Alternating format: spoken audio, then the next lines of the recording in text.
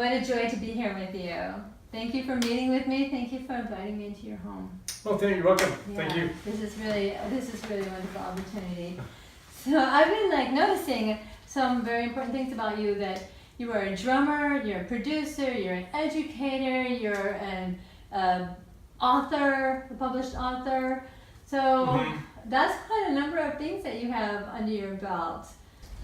I think part of it for me is I don't, it may sound funny, but I don't really think about those kinds of things. I don't think of those. What do you think about when you think of yourself as a musician and as the... That's it. I mean, all those things have come out of just really feeling really appreciative of being able to play.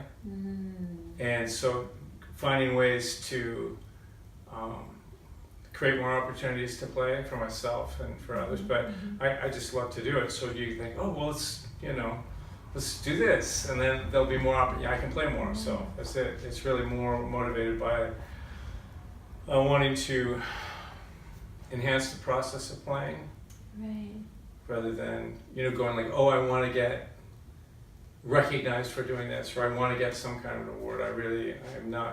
I'm not really motivated by those kinds of things. Well, that does bring up the question then, how did you get started? And what actually was a motivating thing to start doing music, and particularly drums? Well, this will go back farther than you'd want to know, but when I was like 3 or 4 years old, we had a little record player, and we had 4 records, and I always can remember it was like, but there was a jazz record, and but I would make drumsticks out of Tinker Toys, so I just always wanted to be a drummer. Wow. So that was it. So did you go to school then for drumming? I did ultimately, but I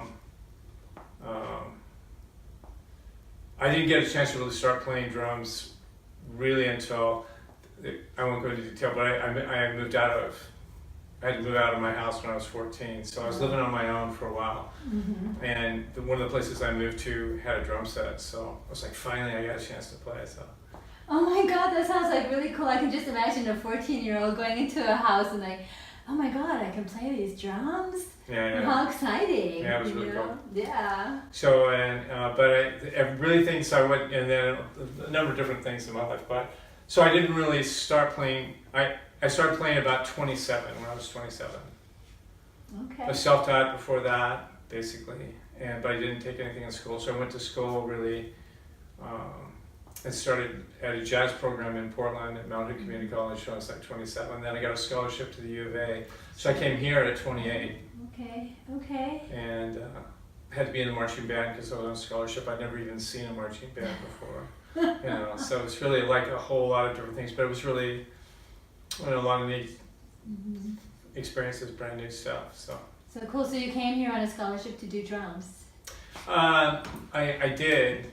But because I already had kids, so I got my minor was in percussion, and my major was in music education because I needed to have a job right away. So, but I've always played while I did other things. So did you work right out of college in education then? Did you start teaching in the schools and stuff? Yeah. Oh. So I was a music teacher for like 15 years.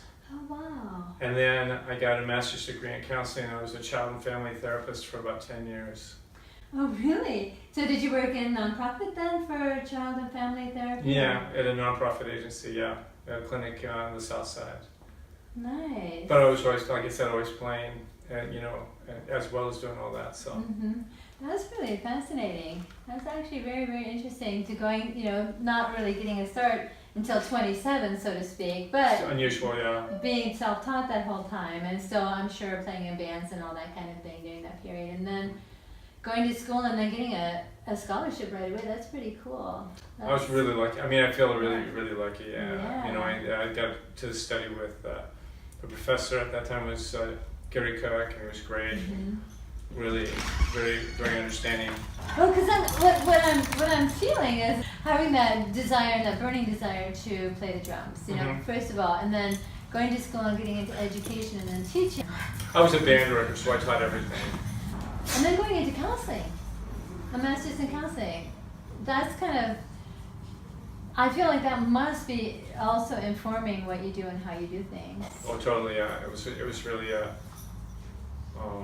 I just taught a drum lesson with a young woman. She was trying to figure out what to do next year. So she's in 8th grade. It was freshman next year in high school, and just talking about different ways to process that idea. But then she was talking about her mom brought up the fact that she feels nervous a lot of times when she's performing. So we ended up talking about some different strategies from being a therapist, saying, well, you could do this. We're going to do thought interruption. We're going to do ways of like kind of CBT kinds of things, and then also I just said, look, it would be really good to do some kind of simple meditation, get used to training your brain to not react to external situations. So that's an example where it does. It comes into play. Right. Yeah, totally. That's awesome. So do you work primarily with kids? It sounds. I did. I don't do anything anymore. What about the TJI, the Tucson Jazz Institute? Well, yeah. I teach privately at home, and it's everything from.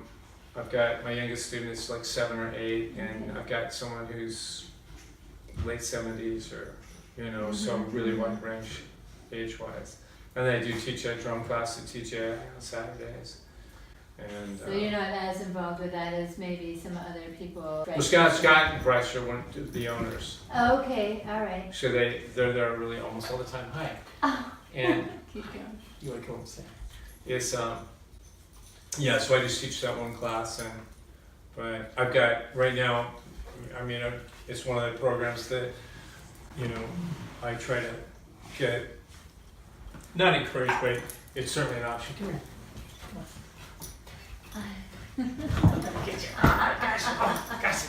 That's a sweet pup, that's for sure. Okay, you okay? All right. Okay. So yeah, that I get students involved with, but I really enjoy teaching. I really like working with kids, but I like working with any age. Yeah. So let's go a little bit more into. You wrote a book. Essentials of bebop drumming. Yeah, I honestly, there's things that I would do differently or more concisely, and we had to rush through it a little bit. And I certainly know a lot more, but it was a really cool process. And at the credit Art Frank, who is based on his ideas, and then Tim Schaffner, a good friend of mine, who takes lessons with me, but he's the publisher. Oh, cool. Of Schaffner Press. So it was an interesting process. I would like to revisit it and do it again, sometime in the future. Right. Volume 2, yeah. Volume 2 or something. Yeah, right. Exactly. Revision number 2. Yeah, there we go. That's a good idea. I really love following the thread of the initial inspiration, the passion, how, and then how it gets fleshed out by going to school and doing the education and being with students of all ages, and of course playing in all kinds of different situations, but then, and then bringing in the family and counseling, the children counseling and all that, how that brings in and fleshes out all these different aspects of why and who you are and what you're bringing to this whole world of jazz music, because you're also known as being a real jazz innovator, jazz, like what did Cynthia tell me? She calls you jazz-a-mataz, because you're creating all these things and that you have all this energy. And well, that's really kind. I think that sometimes, first of all, I did have, that passion about wanting to be a drummer didn't really ever shift away from the time I was really young. There was times I felt like it was in opposition to, nobody else in my family is a musician. And so I think that, really there was more like, well, that's great, but how are you going to make money? And that kind of thing that I know a lot of people that go into the arts, they have, people go like, well, that's not going to work, or how are you going to live? And,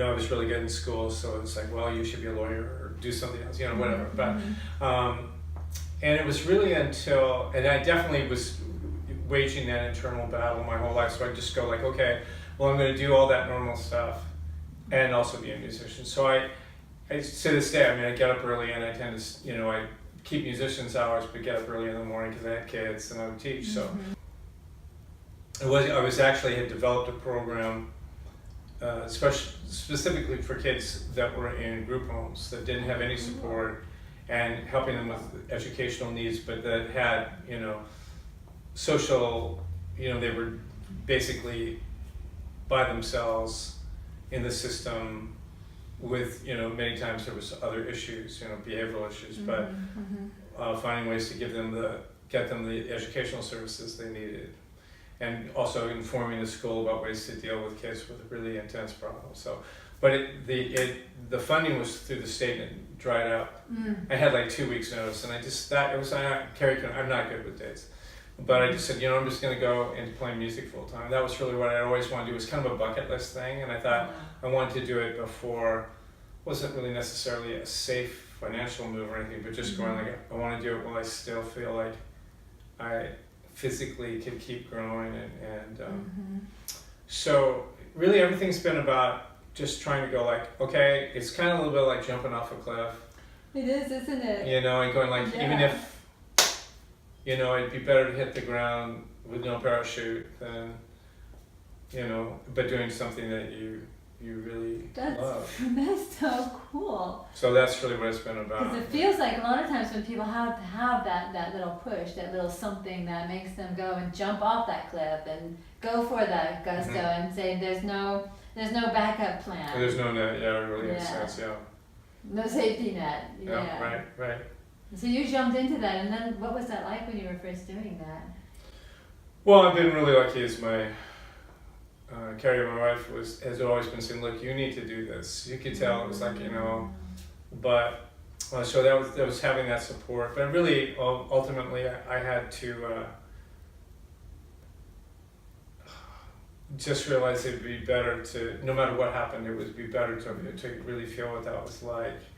To really go, this is what I do, and this is, in a sense, I mean, without it hopefully sounding too woo-ish, but I felt like, okay, that's why I'm here. That's really, you know, why I'm in, you know, this physical body. That's what I really felt like, okay, that's what I need to, you know, just the process of doing it, that's why I'm here. And whatever happens, you know, that'll take care of itself. And whatever happens, the process of doing that is more important than anything. So my backup plan would be, I used to tell people, look, it's everything, I lost everything. I thought, okay, I would be the happiest guy in the world with a couple of pickle barrels and sticks, and I could just be on the corner and play the majority of the day. I'd be really happy, you know, because I could keep growing, I could keep learning stuff, you know, and so. Yeah. But that's a really important concept about keeping on learning and keeping on growing. And so how do you?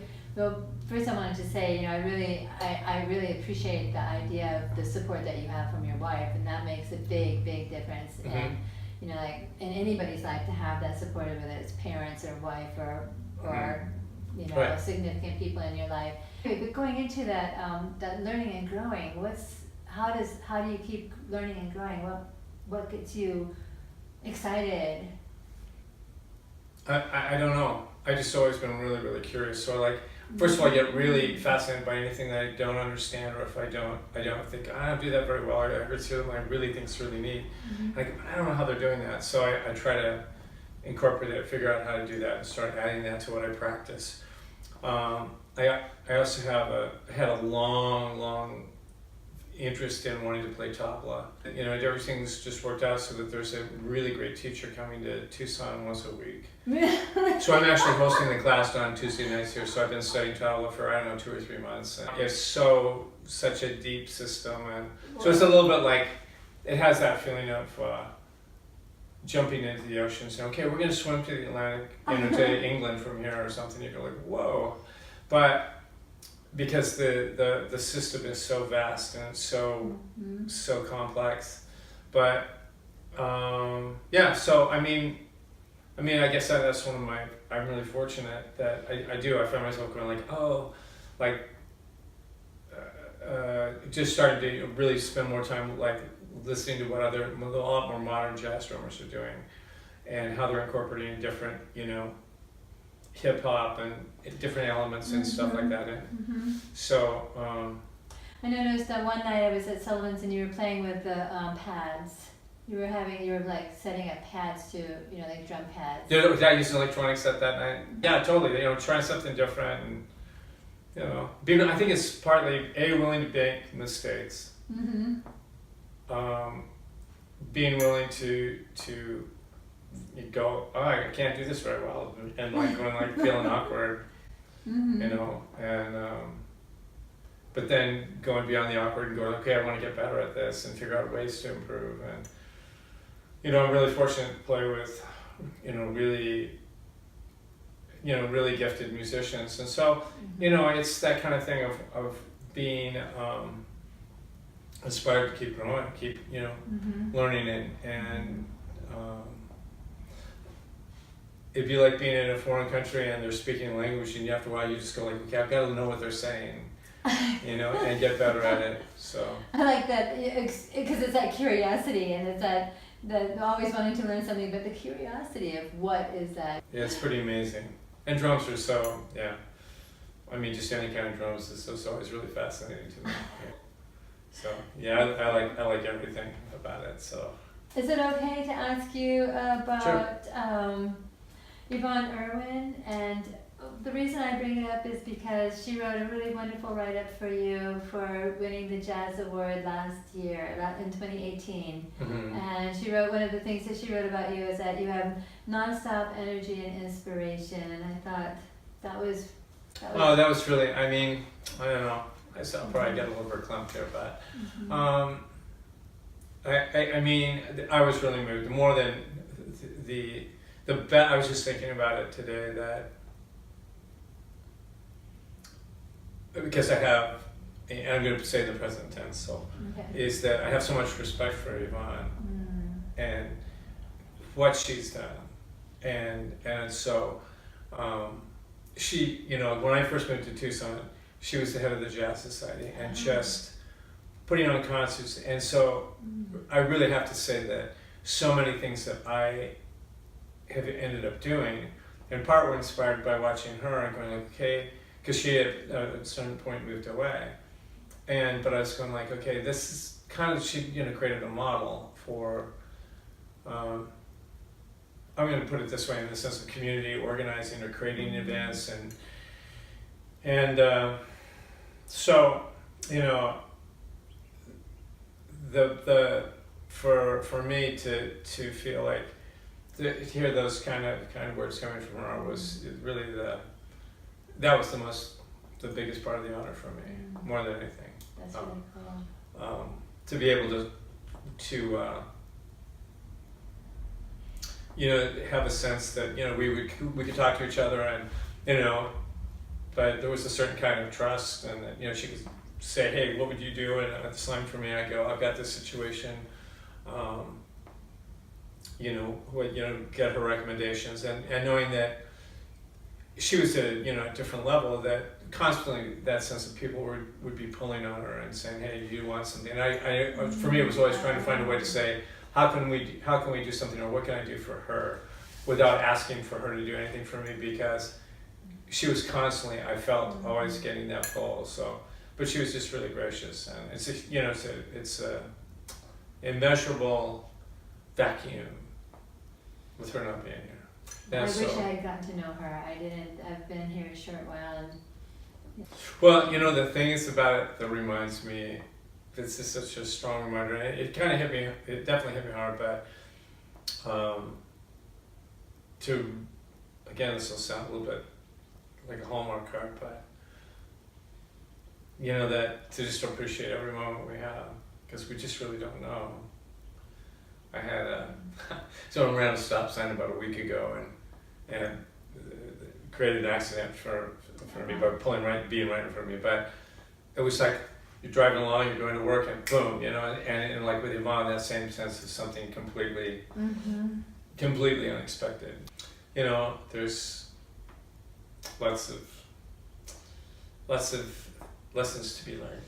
No, I agree with you wholeheartedly. I've been recently just really trying to develop a practice every morning of thinking about what am I grateful for, what are the blessings in my life, and how can I embody the blessings as well as send them out to everybody I know and have a relationship with, and then what are my goals, I'm just trying to like do a little thing with that every morning as a way of kind of priming my day into how can I be productive and how can I be, and what I appreciate too is you saying about noticing that Yvonne had all those people pulling on her, and so your desire was, what can I give back? And I see that also in other ways too, that it feels like you've got a strong community-minded aspect about who you are and what you do as a drummer. Part of what your internal value system is, it seems like it's partly going into how can I help the community. And you mentioned several times not only creating opportunities for yourself, but also for other people as well. And that seems to be a strong drive for you. Yeah, I mean, it's a, I guess there's that sense for me, of just that, in the process of creating something, and a lot of times I definitely don't go into the idea I'm going to make money at it. So, but just realizing that, and there's lots of people that do things. It's not just me, but that sense of that somebody has to go like, okay, let's go, let's do it, make the phone call, create something, start the ball rolling, and then things happen out of that, and out of that energy, lots of times it always works out that stuff works out for me, that another gig comes up or something else happens, or you meet somebody else that helps me grow in a new direction. So it's pretty innocent process, really. That's an interesting way to put it. Yeah, I'm not trying to be too, it's definitely not a feeling of like, okay, I want to rule the world or anything, that kind of thing.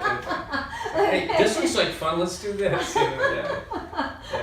Like joie de vivre. That makes sense, yeah. I was always inspired by that. I can't remember what movie it was, but Mickey Rooney had this thing where he said, hey, there's an old barn down the street, we can turn it into a theater. I mean, I'm not quoting it, so I can quote it correctly, but that sense of like, hey, let's try something, let's try to create something that wasn't there before.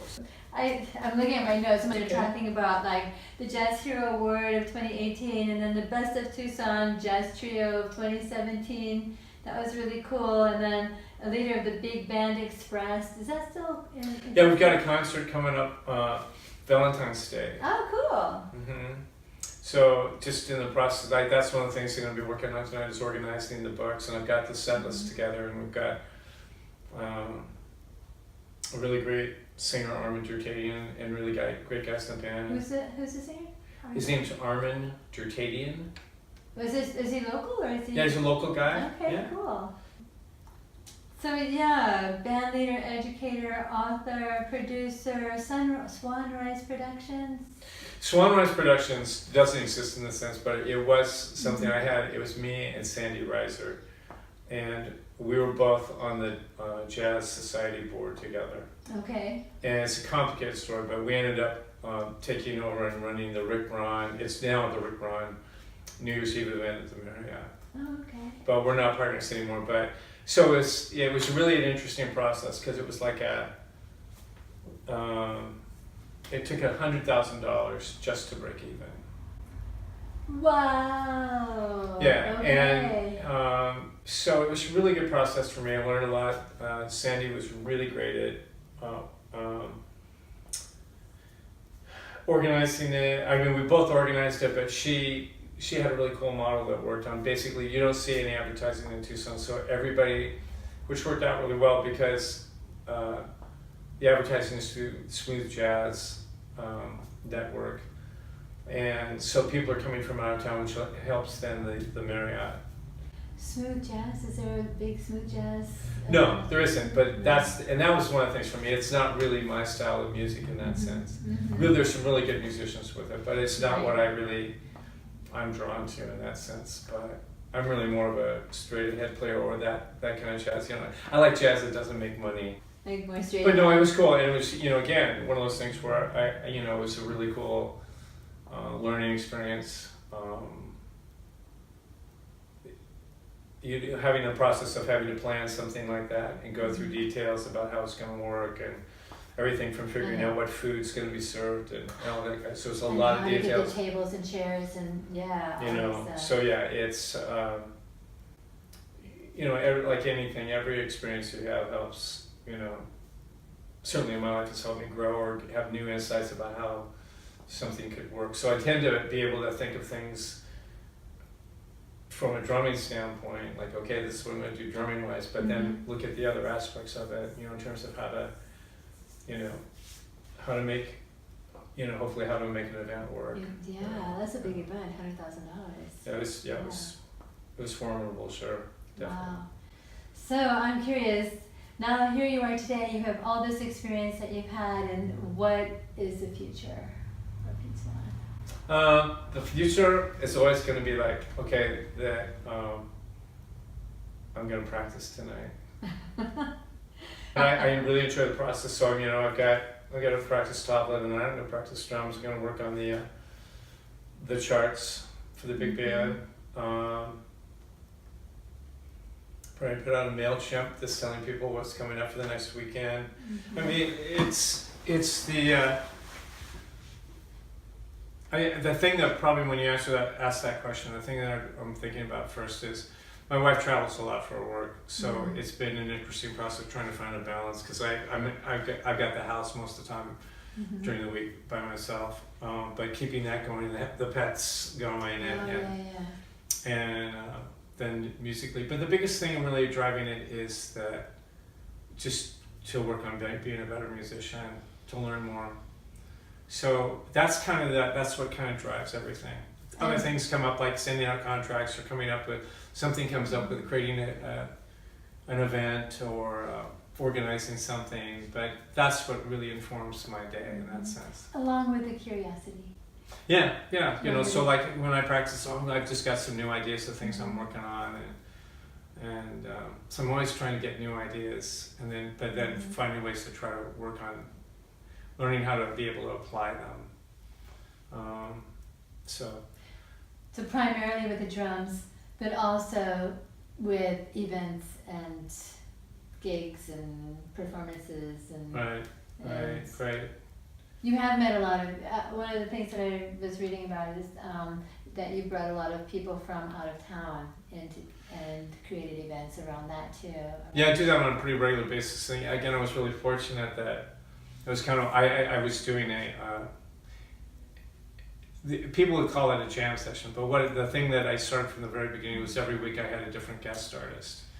And I would always have a prominent local musician. I had a house rhythm section, and then people that I'd met. I'd been part of a jazz trio that played behind vocalists up at now it's the Centrum Jazz Workshop for like 20 years. Okay. But I got to know people, and people say, "Hey, we're coming through town.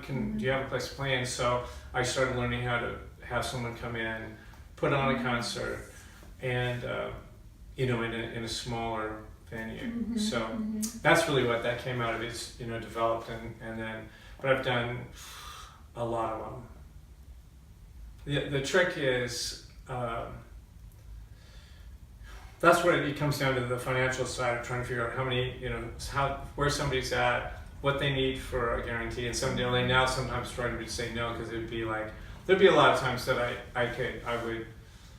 to break even was really my big goal. Wow. There's a lot of times that I have to go into it and go well, I may lose some money on it, but again, if it's a little bit of jumping off the cliff. If you're too afraid of it, then you're not going to try anything. So you go for it, and I've been fortunate to, really have a wonderful community developed out of Old Pueblo Grill. They still come out and they're still friends, and so I really see it so much of it as a collective action, and community. Yeah, the community. Yeah, that I'm part of in a sense. So that brings it back to community, passion. And yeah, I tend to be the one to go okay, I'm going to do this, and then people go well, Pete's doing it, so it's probably going to be okay. It's not ultimately, I think, and I'm getting more comfortable with this all the time, is that trying to do whatever we feel like we're supposed to be here, and that's unique for every person. It's not necessarily a popularity contest, and no one really can tell you what's right. Exactly. We have to do whatever we feel like, again, follow our intuition, our feelings about what's correct, and that's, I think, the most satisfying, the most successful thing I can do. That's really how I just know how the way I feel right this moment would be the same feeling I want to have at the moment that I transition. So there's no difference. It's not a retirement thing. This is this moment, and then it'll be followed after it. So what I'm going to do is just keep following these moments, and then they'll jump off another cliff. Oh, that is really, really inspiring, and I feel really awesome of having this opportunity to talk with you. Well, thank you for taking it. I appreciate it. Hear some of this story, because this is a type of background story that really moves me. Oh wow! And helps and makes me excited about hearing what other people are doing, what moves them, what their value system is, what community, passion, all that stuff, which is I think essential to have a full and rich life. And the idea of going moment to moment, I'm going home and practicing too. That's what I do all the time. Right. I mean, it's just to be. I was reading. Actually, I just got a different drum book and something with some new ideas today. But he had a quote about just saying that just being really appreciative of being able to play, just that process of like last night and.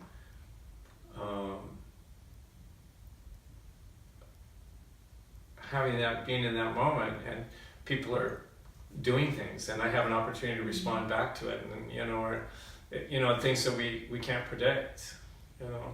It's not planned out. Right, and nothing's planned. So it still amazes me. You go like, wow.